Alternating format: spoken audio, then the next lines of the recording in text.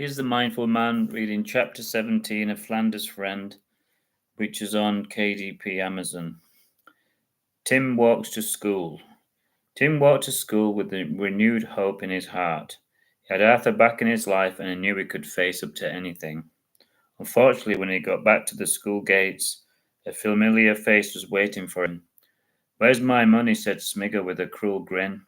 Tim tried to walk past him with his head down, but Smigger grabbed his shoulder roughly. "Give me my money, nerd," he said roughly. Tim put his shaking hands into his pockets and he pulled out a crumpled £5 note. "That's all I've got," he said glumly. "That will do for now," said Smigger. "I'm sure you will think of something," he added casually, "and don't forget, I'll be watching and waiting for you." Tim wandered off, feeling low again, and he sat at the desk all alone in his school with just an apple and a glass of water. He was miserable. His stomach was rumbling like a runaway train, and he was just relieved that he'd had sausage for breakfast. Thank God for Arthur, he thought. Tim could feel the tears pricking his eyes, but he wouldn't cry. That was the worst thing he could do in front of his classmates. Everyone else was chatting to friends and he was just sat alone. It was so unfair, he thought. The pain was building up inside him and he didn't know why he'd been targeted. Maybe it was because he was different, he thought sadly. At least no one knew about his dad, he thought, relieved. That would be too much to bear for him, and each time he got low, he thought of Arthur and how kind and fun he was to him, and his spirit began to rise like a kite.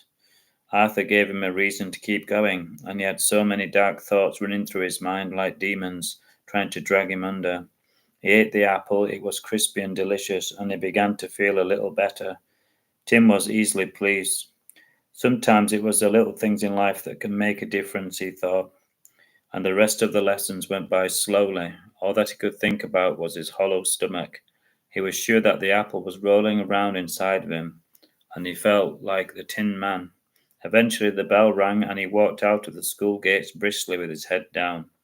Tim was nervous. He didn't want to see Smigger and his horrible gang. It was hard for him not to think that he was a marked man. And when he got to the traffic lights, hope began to rise inside him that he would be able to get home safe. He watched the lights change in colour and they seemed to take an age. It was then that he felt a tap on his shoulder. Tim turned to see Smigger grinning at him inanely. The lights changed and Tim continued walking quickly and not looking back. He felt like his legs were made from lead and he shuffled across the road like an old man. "Hurry up, girl," he heard Smigger muttering behind him.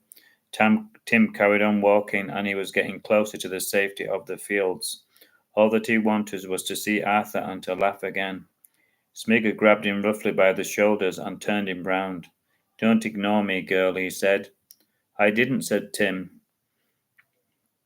And he put his hand on Smigger's shoulder. Smigger seemed to lose his footing and he stumbled back. Tim couldn't help a small smile appearing on his face, but Smigger's face was red as the traffic lights, thought Tim, and his smile beamed wider, despite his efforts.